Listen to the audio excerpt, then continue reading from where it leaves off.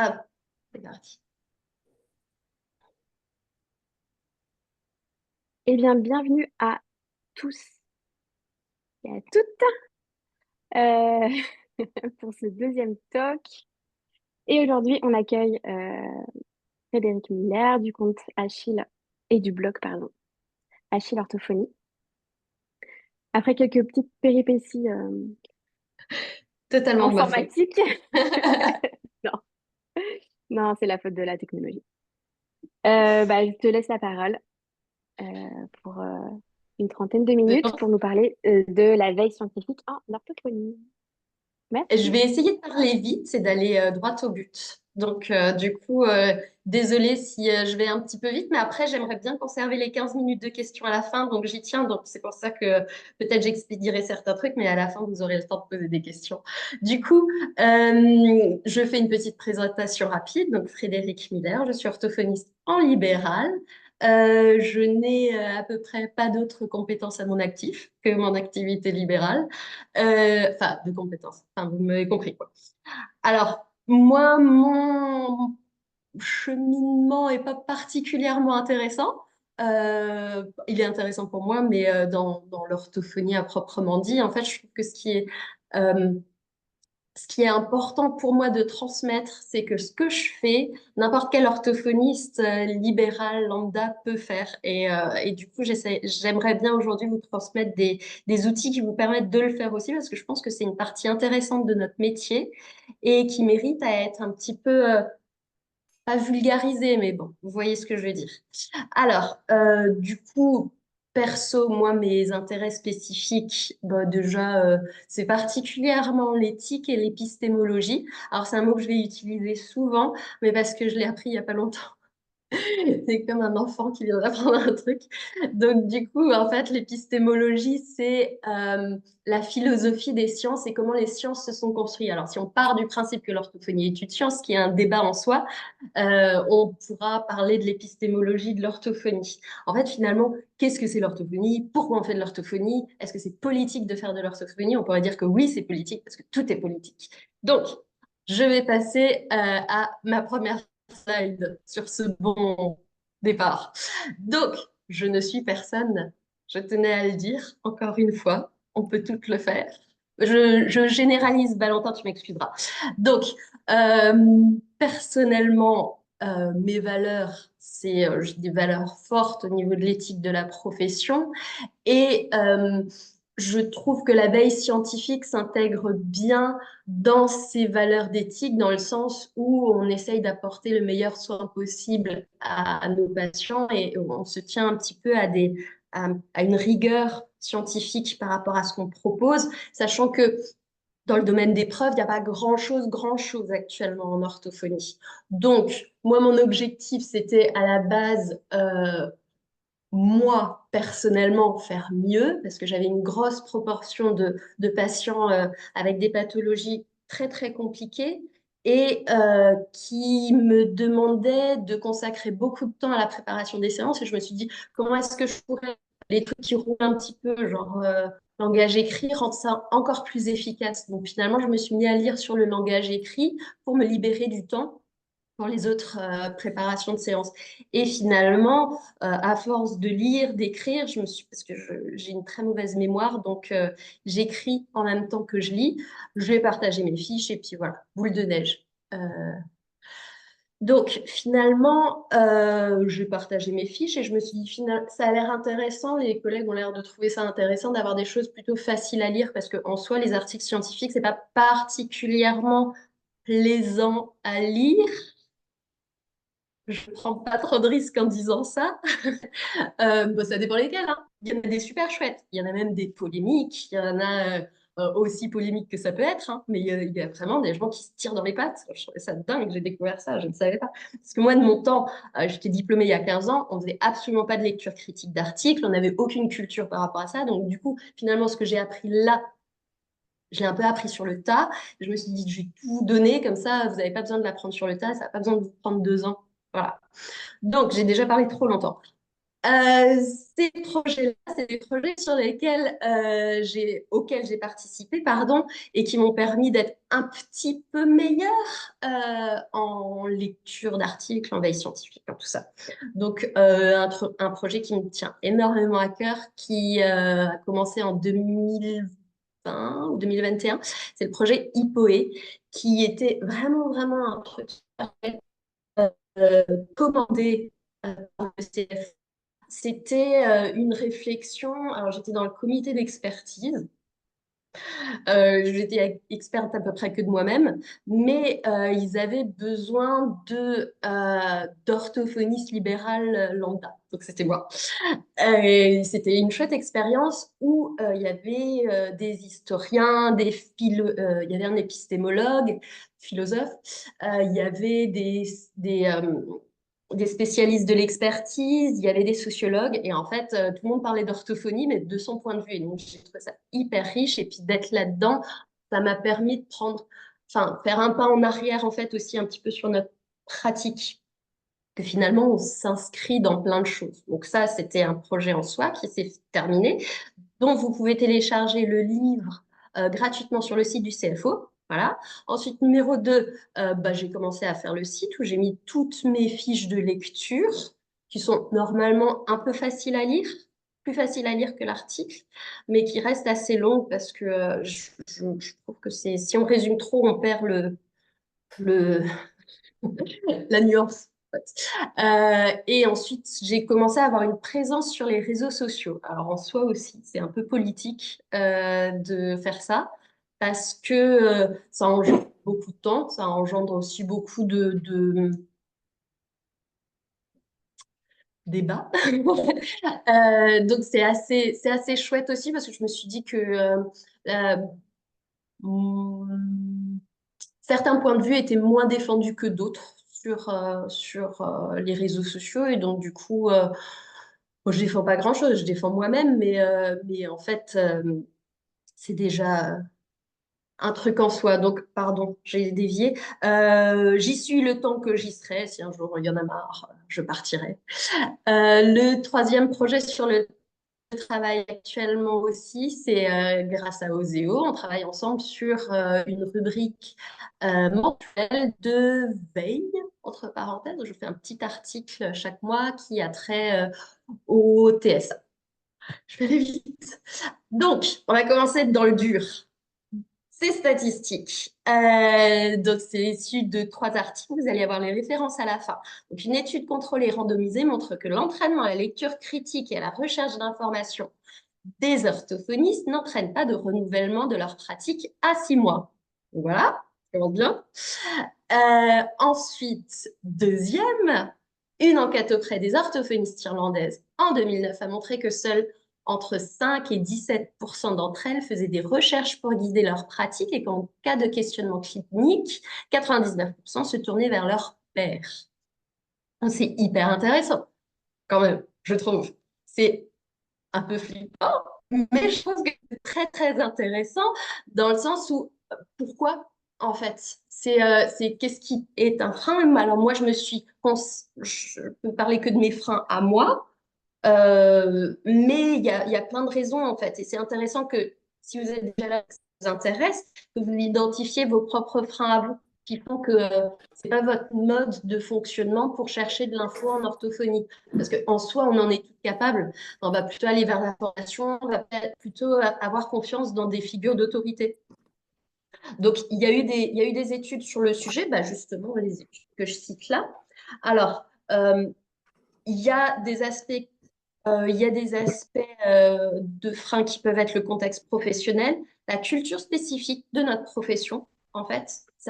C'est un peu une culture de la profession d'avoir plus confiance dans des figures d'autorité que dans ses propres lectures, nos motivations personnelles, donc ça c'est à vous de voir, et finalement la compétence dans la recherche d'informations. C'est là où peut-être il y a un levier qui est un peu plus levier-able. Alors, je trouvais intéressant cette citation parce que souvent on dit que le BP c'est une forme, mais en fait c'est pas une forme, c'est un processus. C'est que finalement, c'est pas juste je vais cocher mes cases à droite à gauche et puis j'aurai tout bien fait. En fait, c'est un processus réflectif, c'est une remise en question. Et ce que je trouve intéressant, c'est que finalement, faut tout le temps se remettre en question. Et c'est la veille scientifique, c'est pas là pour juste cocher votre case preuve scientifique et connaissance théorique. En fait, finalement, ça peut aussi vous aider dans votre processus. euh, pour réfléchir le contexte environnemental d'une famille, vous pouvez lire en sociaux, vous pouvez lire sur l'éthique de la profession. En fait, franchement, moi, je trouve que c'est hyper nourrissant dans notre pratique. Donc, voilà. C'est pour ça que je trouvais ça intéressant, cette petite citation. Alors, l'opérationnalisation, ça c'est aussi un mot que j'ai appris il y a pas longtemps, donc du coup je l'utilise. Je vais passer vite là-dessus parce que je vais développer, en fait, en gros, c'est le plan. Il me reste 20 minutes. Donc, on va faire, on va voir un petit peu tout ça. Prenez note, ça va vite. Alors, en premier, les endroits où vous allez faire de la veille. J'ai une mauvaise nouvelle, c'est beaucoup en anglais. Mais il y a beaucoup de choses en français. Vraiment. Il y a beaucoup, beaucoup de choses. Si déjà vous faites tout ce qui est en français, on est bien, quoi. Donc, numéro un, la plus grosse, la plus belle. PubMed, non, c'est pas forcément ça, mais c'est bon, c'est la plus connue. C'est PubMed, c'est le moteur de recherche, c'est le Google de la NIH, de Medline. En fait, en gros, des fois, vous allez dire Medline, mais je trouve pas Medline, mais c'est PubMed. Ensuite, il y a Google Scholar. Scopus, j'avais noté un truc. Scopus, c'est lié à l'éditeur Elsevier. Donc voilà, sachez que savoir qui est marié avec qui, vous savez du coup pourquoi certains articles sont plus mis en avant que d'autres. Ensuite, Cochrane, c'est vachement bien. Je vous conseille là-dessus la vidéo de Adrien Fillon sur la petite histoire de la méta-analyse pour expliquer comment Cochrane est devenu. Donc Cochrane, c'est des revues, c'est des méta-analyses, mais ils ne prennent que les RCT, quelqu'un peut m'aider? RCT, Randomized Control Test. Voilà. Et du coup, il y a peu en orthophonie. Ou parfois, tout à l'heure, j'ai regardé sur Cochrane, il y avait un truc sur Parkinson. Ils disent, on a trouvé 100 000 études. En fait, il n'y en avait aucune qui était bonne. Donc, en fait, il n'y a rien qui prouve que, enfin, il n'y a rien qui confirme l'efficacité de l'orthophonie sur Parkinson parce que les études sont de mauvaise qualité. Donc, voilà. Il n'y a pas grand-chose pour cette raison-là, mais ça ne veut pas dire que ça ne marche pas l'orthophonie. C'est qu'on n'a pas encore de preuves de bonnes études qui montrent que ça marche. Donc, faites attention à ça. Ensuite, du coup, Wiley, qui est lié à l'éditeur John Wiley. Sciences Directes, Kern c'est en français. C'est surtout les sciences humaines et sociales. Orbi, super intéressant. C'est nos collègues de Liège. Alors là, c'est fermé, mais vous envoyez un mail, ils vous envoient l'article, hein. Pareil, SpeechBite. SpeechBite, c'est en anglais, mais c'est que de l'orthophonie. Donc, il y a une petite newsletter, vous vous abonnez, tous les mois, vous avez 3-4 articles, souvent en open access, et ils mettent les thèmes et tout ça. Donc, c'est super bien pour vous garder un petit peu le pied, avoir un rappel tous les mois. Hé, hey, t'as rien lu. Ensuite, ResearchGate. Longtemps, je pensais que c'était un moteur de recherche. Ce n'est absolument pas un moteur de recherche. C'est un Facebook des chercheurs où, en fait, vous pouvez chercher un auteur, voir tous ses articles et après, vous lui mettez un petit message. Est-ce que je peux avoir ton article? Vous demandez poliment et il vous renvoie l'article par mail. Alors, allez dans l'onglet Je ne suis pas un chercheur, parce que ce matin, on m'a encore demandé, mais ça marche pas, j'ai pas d'université. Allez à l'onglet Je suis journaliste ou je sais pas quoi, et puis vous dites ce que vous voulez, quoi. Ensuite, j'ai intégré aussi Sémantique Scholar, qui est géré par intelligence artificielle, mais vraiment, je l'ai mis tout à la fin, c'est pas pour rien. Je ne sais pas ce que ça vaut, parce que c'est censé mettre en avant les trucs les plus pertinents, les plus cités. Voilà. On me dit que ma connexion est instable. Vous m'avez bien encore? Ouais, ça va. OK. Alors, ensuite, on va parler des sites institutionnels, pardon, la HAS pour les recos et notamment récemment les recos pour la prise en charge et TDAH. Ensuite, le CFO, on a les recos de langage écrit. 3, HAWire, Practice Portal. Franchement, meilleur truc. Je vais vous le montrer après, il faut que j'y pense. Vraiment, meilleur truc. Gardez-le en tête. Ensuite, on va parler des revues professionnelles Il y a le Rééducorto, évidemment, Glossa qui est en Open Access Diamond, donc du coup, vous avez tout, vous n'avez même pas besoin d'envoyer un mail ou quoi que ce soit, tout est ouvert, vous pouvez tout lire. Ensuite, l'ANAE. L'ANAE, le dernier numéro, le 190, qui était fait par l'équipe de Liège, il y a plein d'articles qui sont hyper intéressants, et notamment sur les qualités psychométriques des tests en orthophonie. Et franchement, vous envoyez un mail sur Orbi, parce que c'est l'équipe de Liège, vous suivez Orbi, Liège. Donc, vous envoyez un mail et il vous envoie les articles de l'ANAE. Vous n'avez pas besoin de payer l'ANAE 40 euros entre nous. Ensuite, on a les blogs et réseaux sociaux. J'ai mis tous les blogs que j'aimais bien, évidemment le bien. Donc, je ne vais pas citer tout le monde parce que j'ai déjà 15 minutes. Feu tout cuit dans le bec. Merci à Mélissa et à Marie-Pierre d'avoir ouvert la voie. Elles ont fait énormément, énormément de boulot. Elles sont vraiment le contenu est de très très grande qualité. Et je dis toujours que Achille, c'est le tout cuit dans le bec du pauvre. Donc, vraiment, c'était un super boulot. Et tout dernier, à la fin, les réseaux sociaux, parce que je pense que c'est vraiment le meilleur endroit où il faut s'informer. Donc, maintenant, je vais sortir de ma présentation. Si j'y arrive, échappe, pour vous montrer un truc. Vous voyez, ça bouge. OK. Achat Practice Portal. On y est. Vous voyez? Oui. Faites-moi un pouce. Personne ne me fait. Ah, merci. Merci, Valentin. Donc, vous êtes sur le Practice Portal. Là, hop. Par exemple, vous allez sur, je sais pas, aphasie. Et donc, ça vous donne exactement tout. Oh, ça rame. Bon, je crois qu'il va falloir. Ah non, vous n'avez pas besoin de me croire sur parole. Donc, du coup, pour toutes les pathologies, vous pouvez aller là, Overview. Vous avez une vue d'ensemble de la pathologie. Ensuite, ça vous envoie vers la prévalence, les symptômes, les causes. Et ensuite, les évidences maps, ça vous renvoie vers tous les articles. Ensuite, il y a l'évidence map de l'évaluation, évidence map de la recherche. Vraiment, vraiment, c'est hyper, hyper bien. Alors, les articles sont souvent derrière un truc payant, mais tout à l'heure, je vous montre comment contourner ça. Pardon. Du coup, je retourne dans ma présentation. Présenter. Présenter, laisse-moi présenter. Hop. Donc, qu'est-ce qu'on va chercher? Déjà, c'est intéressant d'identifier ses freins. Euh, Est-ce que vous manquez de temps? Est-ce que... Enfin bon, voilà. Ça, c'est à vous de voir. C'est pas mon problème. Si vous avez envie de faire de la lecture d'articles, franchement, il faut que vous trouviez ce qui va vous motiver, vous. Ce qui, moi, et je trouvais toujours intéressant, c'est de partir d'un cas, quoi. Enfin, de partir d'une personne ou d'un questionnement que vous avez déjà là, vous, ou alors d'un thème, soit vous vous sentez déjà compétent, sachez qu'on n'est jamais aussi compétent qu'on ne le croit, soit de partir un truc que vous connaissez pas du tout. Moi, je pense que ça peut être chaud de partir d'un truc, d'un domaine qu'on connaît pas du tout, parce que vous allez vous retrouver noyé. Parce que finalement, il y a beaucoup, beaucoup d'informations. Moi, j'ai commencé par le langage écrit, par hasard, parce que j'avais déjà un peu des notions, donc je n'étais pas complètement perdue. Mais bon, vraiment, à chacun de voir ce qu'il veut faire. Moi, je trouve que c'est intéressant d'identifier un thème et de partir de là.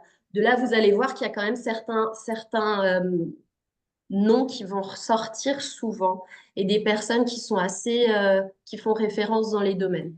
Parce que c'est des noms que vous allez revoir régulièrement et tout ça. Ou que vous allez voir souvent dans le début de l'article, dans l'intro, dans la revue de littérature. J'essaye de m'échapper de nouveau de mon truc, mais j'arrive pas. Ah! Spoiler. Alors, du coup, j'essaye d'aller.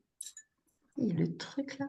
Alors, je vais vous montrer un truc trop trop utile que la magnifique Camille Martial m'a montré. C'est-à-dire que je vais vous apprendre à faire des mèches. Donc sur PubMed, vous allez en bas dans le coin, Mesh Database. Database.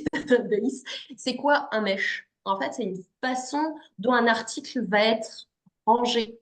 En fait, c'est des mots-clés en gros, bêtement.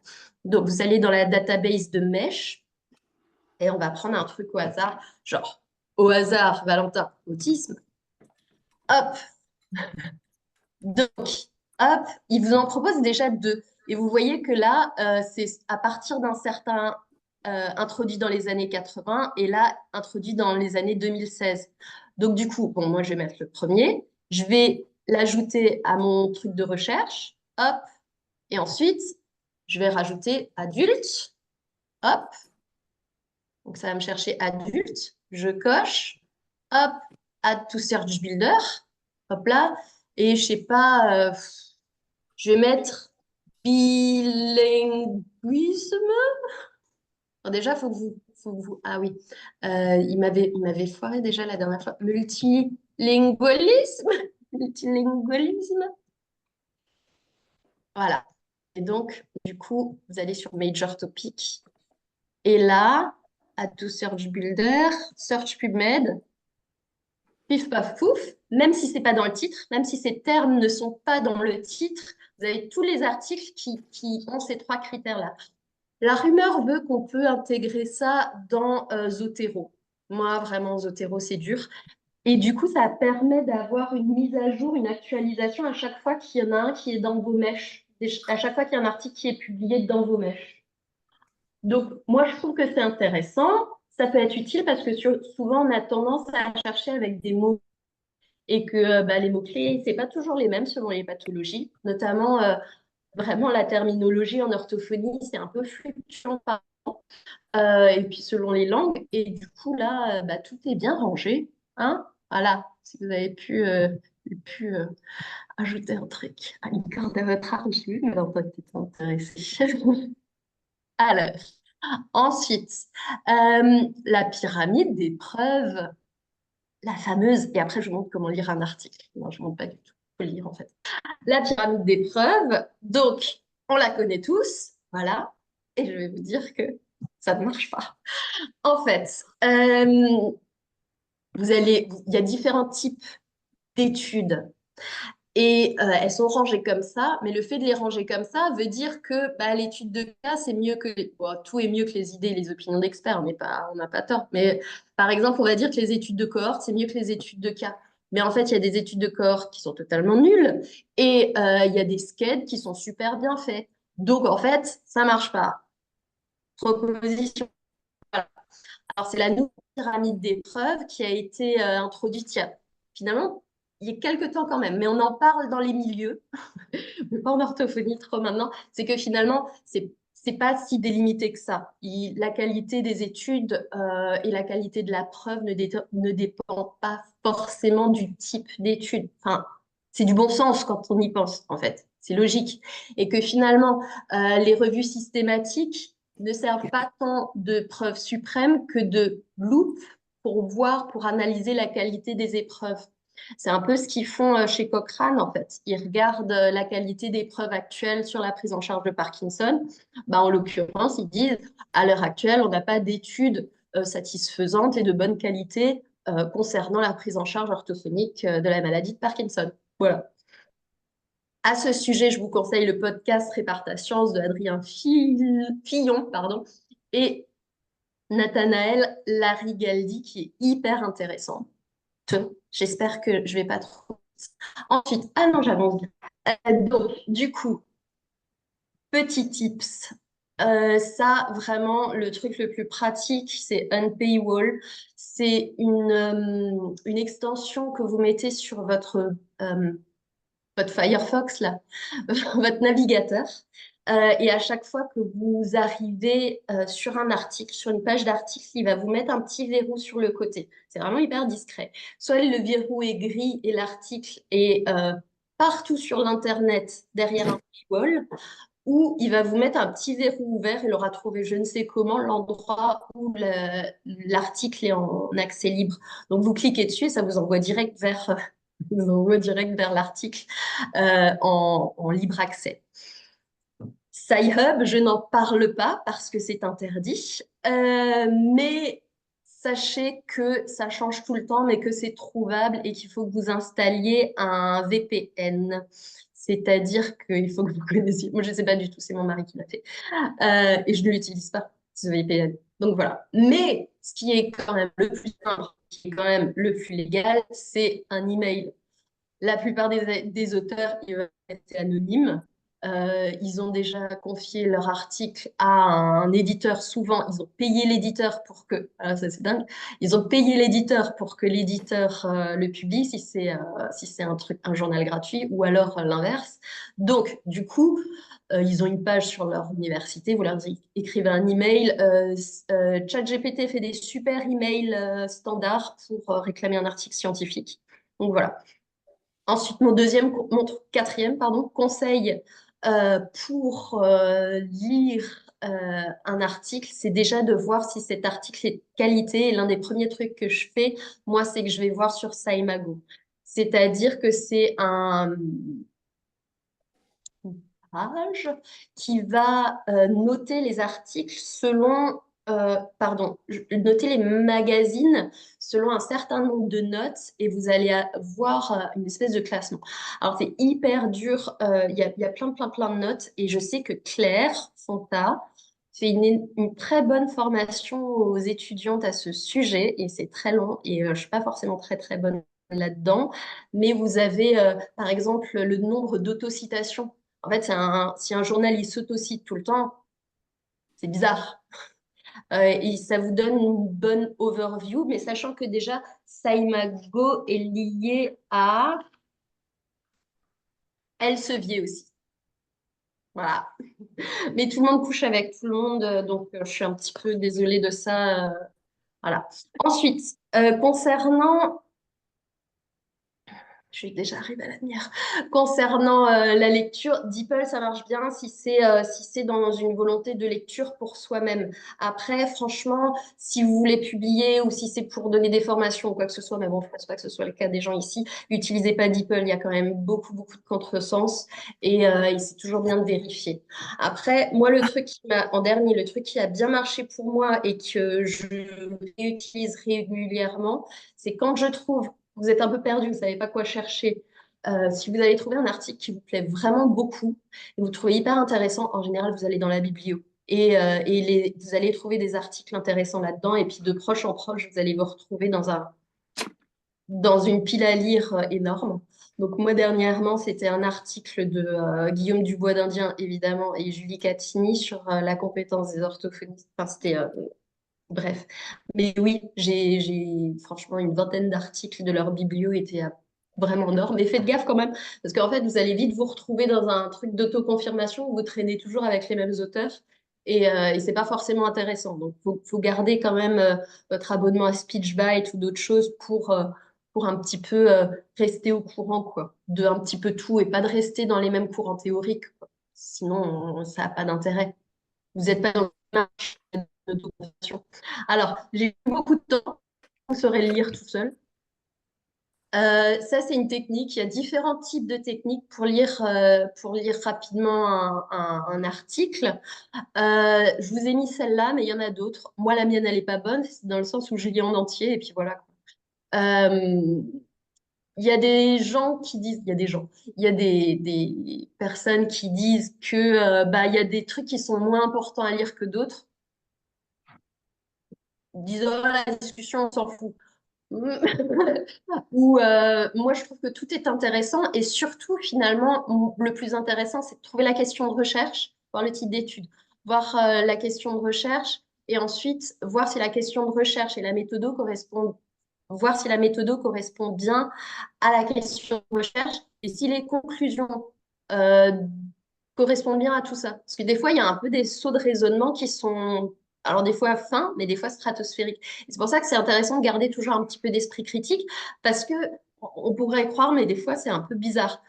Dernièrement, je lisais un article sur les enfants IMC, le jeu symbolique des enfants IMC, et il en est arrivé à la conclusion que bah, il y avait un gros retard de jeu chez les enfants IMC, et que donc du coup, pour qu'il y ait un développement langagier harmonieux, il fallait stimuler le jeu symbolique. Mais il est arrivé là sur une étude observationnelle, en fait. Alors que c'est sur une étude interventionnelle qu'il faut que tu tombes sur ces conclusions-là, si ça existe même. Déjà, en plus, les enfants IMC, la plupart, ils tenaient à peine assis. Donc, Visiblement, c'était... Oui, puis ils étaient 5. Bref, donc, gardez en tête votre esprit critique quand vous lisez. Donc, ça, vous pourrez lire. Je vais finir sur ça. J'arriverai pas à finir tout ce que je veux dire, mais je vais faire mon intello et citer une épistémologue qui s'appelle Suzanne Axe. Il y a un article que vous devez lire sur l'esprit critique en sciences, c'est celui-là. Il est hyper long, mais vous avez qu'à vous dire que c'est un livre. En fait, elle explique que le sens commun est le plus important quand vous faites de la recherche, quand vous lisez, quand vous avez une pratique clinique, parce que finalement, ça ne doit pas être déconnecté de la réalité et de ce que vous faites. Clairement, il faut pas que vous vous laissiez trop partir et partir loin de votre pratique, parce que finalement, c'est à ça que ça sert. Il faut que vous réfléchissiez pourquoi vous faites, pourquoi on fait ce qu'on fait. En fait, c'est pour améliorer nos soins et puis surtout améliorer le bien-être du patient. Et souvent, c'est pas que d'apporter le meilleur soin possible, la meilleure technique possible. Il y a d'autres choses qui rentrent en jeu. Donc voilà. Je vais m'arrêter là parce que je pourrais continuer encore. Si je suis désolée. Ah, si vous avez loupé. Et je vais m'arrêter là. Je vais laisser la parole à Charlotte ou aux gens qui ont des questions. Il y a du chat. Oui, c'est ça, ouais. Il y a quelques questions. J'ai vu qu'il y avait Olivia qui demandait combien de temps de lecture par semaine en moyenne. Enfin, tu te donnes, toi, combien de temps de lecture d'articles par semaine en moyenne?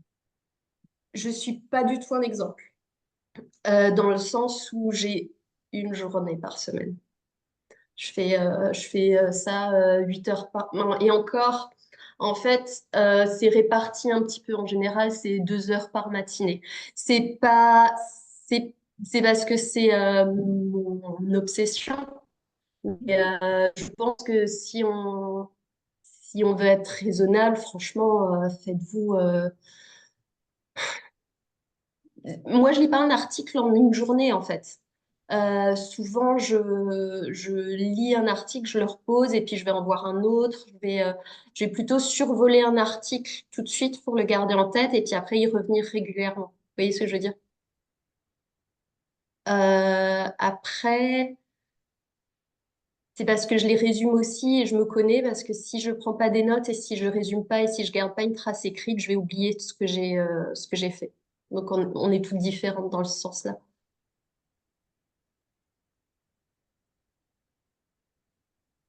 Il y avait aussi une question de Lauriane, mais du coup, je ne sais plus à quoi ça fait référence.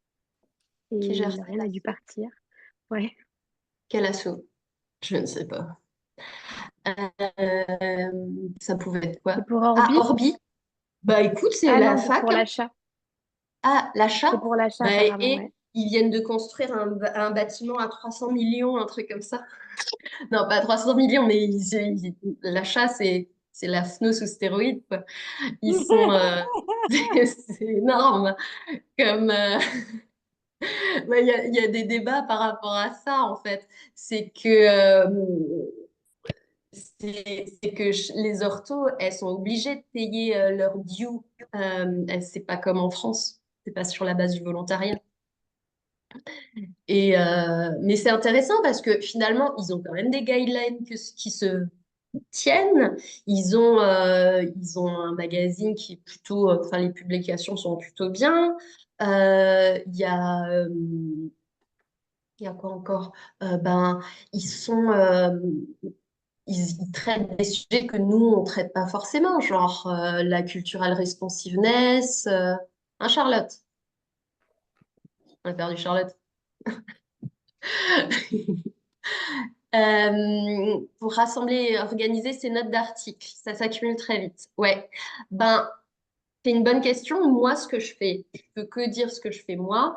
J'ai un Google Drive. Je les stocke dessus. Il y a des gens qui utilisent, je sais que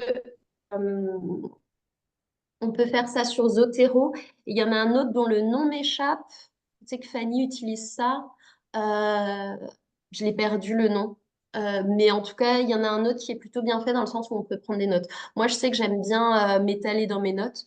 Donc, ouais, un résumé, je peux prendre facilement 7 8 pages. Donc, c'est pas un résumé, mais oui, j'organise là-dedans.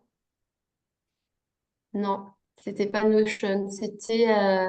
C'est un vrai truc de chercheur. Pardon. Je suis sûre qu'il y a des chercheurs qui utilisent Notion, mais ouais. Sinon, j'espère que j'ai pas dit trop. Non. Ah, bien tenté. Et non, c'est pas Evernote. Faut que je demande à Fanny. Euh... Valentin, tu sais pas? Du coup, oui, j'espère que j'ai pas dit trop de bêtises. Enfin, pas que j'ai. Normalement, je vous dis de bêtises. J'ai oublié de parler. Je m'en suis rappelé en cours de route. J'ai réalisé que j'ai oublié de parler de medley. Oui, mais si, le. C'était ça.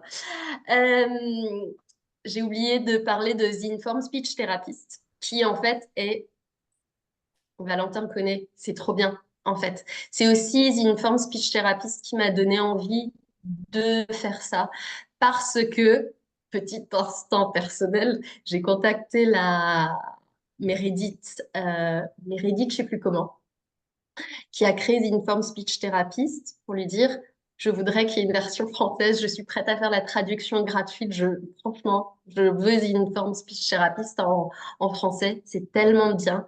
Pour expliquer, en fait, c'est une revue de littérature mensuelle payante où il traite tous les sujets et il est écrit dans un vocabulaire hyper facile à lire, ça se lit comme un roman, c'est super bien fait, c'est que de l'orthophonie. Et vraiment, c'est hyper chouette. Elle m'a dit en gros, mais vous êtes trois quoi en orthophonie en France, qu'est-ce que tu veux? Ça m'intéresse pas quoi. Donc, et elle m'a dit je dis oui, mais les ortho-canadiennes. Et elle m'a dit bah, les ortho-canadiennes, elles s'achètent déjà en anglais, hein. Et donc, du coup, ça l'a pas intéressée par rapport à ça. Mais et a priori, ils vont faire une version espagnole, je crois. Mais s'il y a un truc que vous pouvez vous offrir euh, et faire de la veille facilement bon, en anglais. Mais c'est ça, hein. Franchement, moi, je suis abonnée et je regrette pas. C'est un peu cher. Je crois que c'est 200 ou 300 euros par an. Ça vous enlève une épine du pied. Et vous pouvez oublier tout ce que j'ai dit jusqu'à présent et juste faire ça. Euh, oui. Alors, en fait, il le divise de trois façons. Il divise en adultes, preschool et school age. Et du coup, les thématiques vont être selon l'âge. Il n'y aura pas l'autisme adulte, par exemple. Moi, j'ai pris preschool et school age. J'en ai à peu près pour 220 euros. Mais après, ce qu'il y a aussi, c'est qu'ils n'ont pas tout à fait les mêmes interventions que nous. Il va y avoir beaucoup de trucs chez les tout petits. Il va y avoir des trucs que nous, on ne prend pas en charge. Mais bon, c'est quand même toujours très, très, très intéressant. Et ça s'appelle The Informed Speech Therapist. Je l'ai quelque part. Et- Je l'avais noté, je vais le citer, dans Revue professionnelle en tout dernier. En dessous de l'ANAE, c'est The Informed Speech Therapist. Merci Valentin. Donc voilà. Vous avez des questions encore?